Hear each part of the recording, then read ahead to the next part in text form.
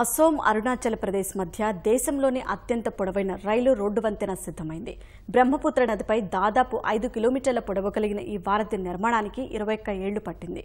రెండు రాష్ట్రాల ప్రజల ఆకాంక్షలు, చైనాతో ఉన్న సరిహద్దులో వ్యూహాత్మక సైనిక అవసరాలు తీర్చనున్న బోగీబీల్ వంతెనపై ప్రత్యేక కథనం.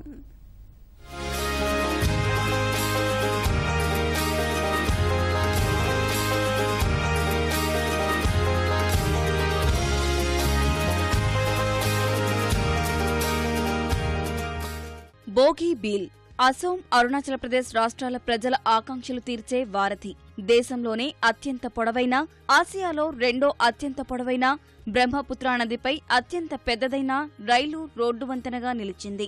బ్రహ్మపుత్ర నదిపై బోగీబీల్ వద్ద 4.94 కిలోమీటర్ల పొడవున అసోంలోని దిబ్రూగఢ్ నుంచి అరుణాచల్ ప్రదేశ్లోని శిలాపథార్ వరకు నిర్మించారు.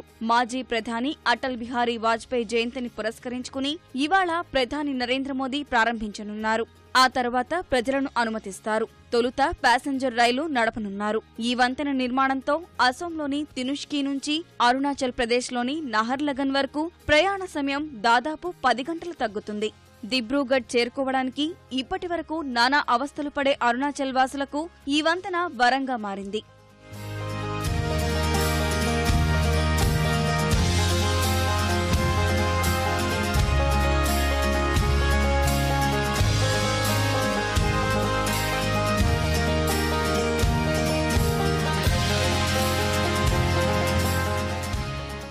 దేశంలో అత్యంత పొడవైన రైలు రోడ్డు వంతెన నిర్మాణానికి దాదాపు 21 ఏళ్లు పట్టింది.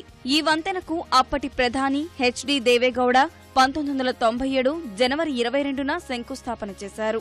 ఆ తర్వాత దాదాపు 5 ఏళ్లకు పనులు ప్రారంభమయ్యాయి. అరుణాచల్ ప్రదేశ్లోని భారత్, చైనా సరిహద్దుల్లో దేశ రక్షణకు వ్యూహాత్మకంగా భావించి 2002 ఏప్రిల్ 21న అప్పటి ప్రధాని అటల్ బిహారీ వాజ్పేయి ఈ పనులను ప్రారంభించారు. అత్యంత పొడవైన రైలు రోడ్డు వంతెనకు 3,230 కోట్లు ఖర్చవుతుందని అంచనా వేశారు.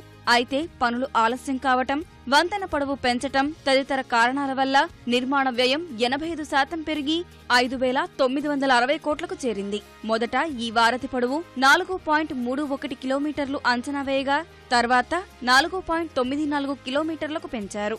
వ్యూహాత్మక ప్రాముఖ్యతను గుర్తించిన కేంద్రం బోగీబీల్ వారధిని జాతీయ ప్రాజెక్టుగా ప్రకటించింది. దీంతో మొత్తం వ్యయంలో 90% నిధులను కేంద్రమే సమకూర్చడం వల్ల నిధుల కొరత తీరింది.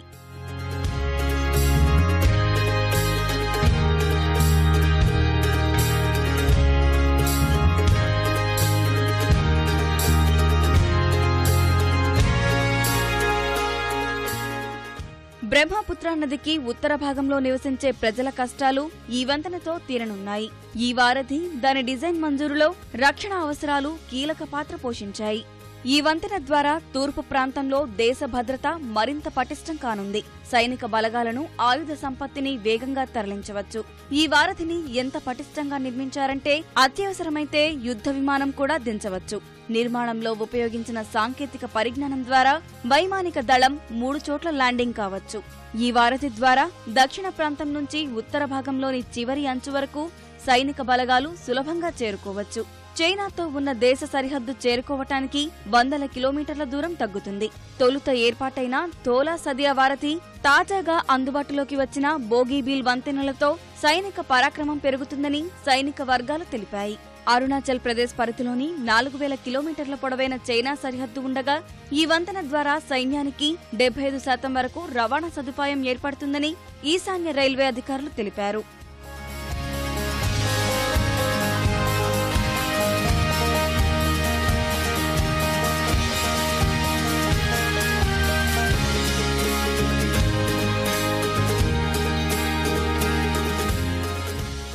అసోంలోని దిబ్రూగఢ్ నగరానికి 17 కిలోమీటర్ల దిగువన బ్రహ్మపుత్ర నదిపై బోగీబీల్ వంతెన నిర్మాణం చేపట్టారు. ఈ వారధి 2 అంతస్తులు ఉండగా పైన 3 వరుసల కాంక్రీట్ రోడ్డు మార్గం, కింద 2 వరుసల బ్రాడ్గేజ్ రైల్వే లైన్ నిర్మించారు. రైల్వేలు, ట్రాక్ మధ్య స్టీల్ ఫ్లోర్ వాడటం ఇదే మొదటిసారి. ఈ వారధి 120 ఏళ్ల పాటు సేవలందిస్తుందని అంచనా. యూరోపియన్ ప్రమాణాలతో దేశంలో ప్రప్రథమంగా నిర్మించిన పూర్తిస్థాయి వెల్డింగ్ వంతెన ఇది. దీని నిర్వహణ వ్యయం కూడా చాలా తక్కువ ఉంటుందని ఇంజనీర్లు పేర్కొన్నారు.